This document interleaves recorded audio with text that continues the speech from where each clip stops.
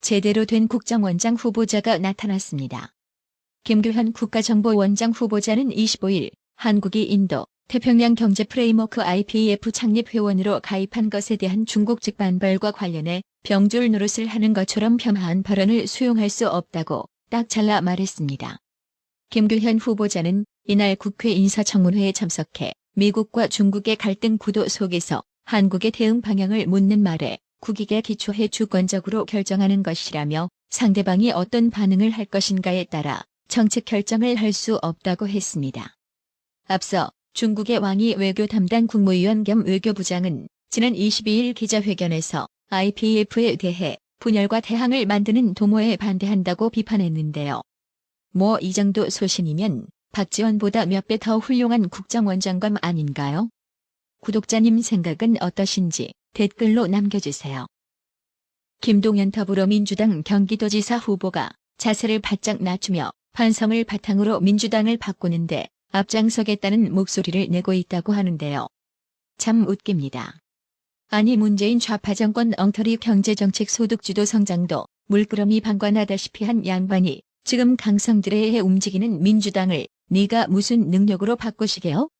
말로만 반성한다고 생쇼하지 말고 정말 반성한다면 당장 민주당 지도부를 향해 검수완박 법안 폐지시키고 국회 법사위원장 자리 국민의힘에 넘기라고 목소리를 내보세요.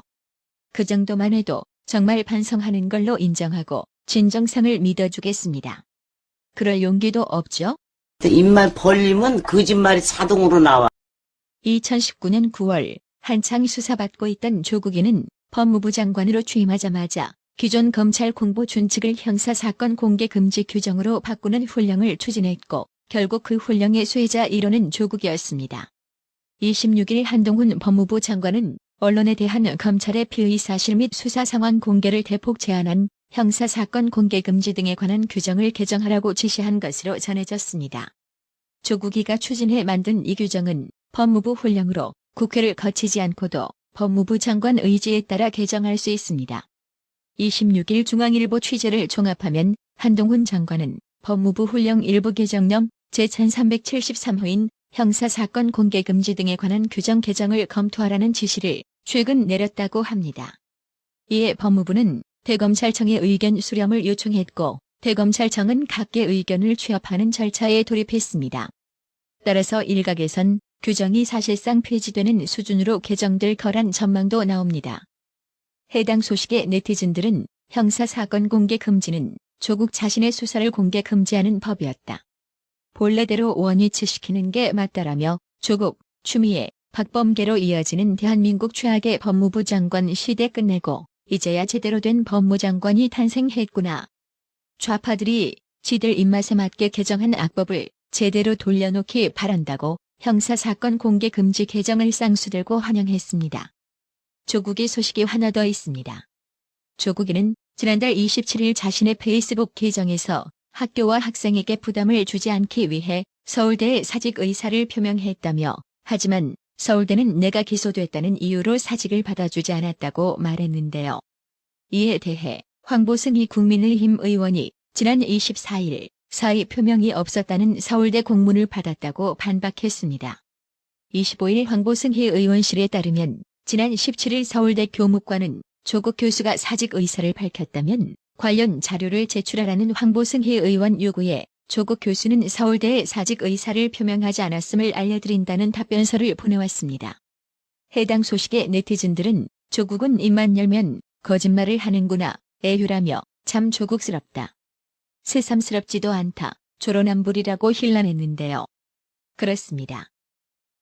더불어민주당 의원들이 25일 이재명 관련 성남FC 후원금 의혹에 대해 압수수색을 벌인 것을 두고 정치보복이라며 경찰청 국가수사본부를 항의 방문했습니다. 국회 행정안전위원회 서영교 위원장을 비롯해 행안위 소속 민주당 이해식, 박찬대, 권인숙, 이수진, 강민정 등 의원 7명은 이날 경찰청 국가수사본부를 찾아 남 본부장과 40분가량 면담했습니다. 이날 면담에 앞서 서영교 위원장은 취재진에게 윤석열 정부는 정치보복을 즉각 중단하고 법적인 책임도 져야 한다고 말했는데요.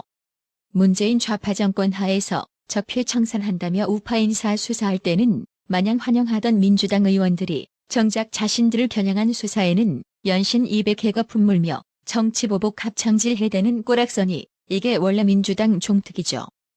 해당 소식에 네티즌들 역시 정치보복? 범죄에 관련이 있어서 수사하는 건데 이게 정치보복? 끼리끼리 모인다는데 캥기는 거 많이들 있나 보네. 계속 발작들 하는 거 보면이라며 아니 이제껏 뭉갠 사람들한테 국민이 항의할 판인데 뭐야 이것들은. 이제 곧 경수완박도 하자고 하겠네라고 비꼬았습니다.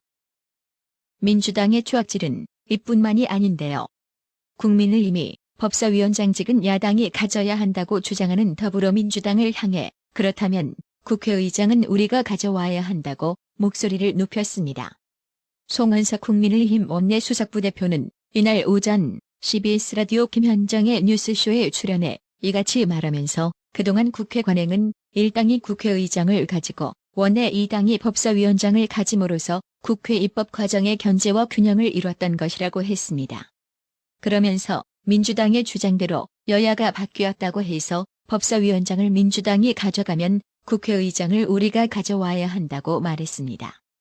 또 지난해 여야 원내대표 협상에서 후반기 법사위원장을 국민의힘이 가져가기로 약속한 것을 언급하며 박홍근 원내대표를 향해 전임자의 약속을 헌심작 취급하는 것은 정치 도의에 맞지 않는다며 당내 개판에 갈등이 아닐까 걱정이 된다고 했습니다. 송은석 수석은 또 지난 2년 동안 민주당이 절대다수당으로 절대 반지를 끼고 있었다며 이런 측면에서 입법 폭주, 독주의 경험에 따른 추억을 되새기는 중인 거라고 비판했습니다. 나라의 TV는 구독료 후원으로만 운영 유지되고 있으니 구독자님들의 따뜻한 정성이 필요합니다. 항상 뉴스 전달 방식에 노력하는 나라의 TV가 되겠습니다. 구독 그리고 알람 설정, 뉴스 영상 내용이 좋았다면 좋아요를 클릭해주세요.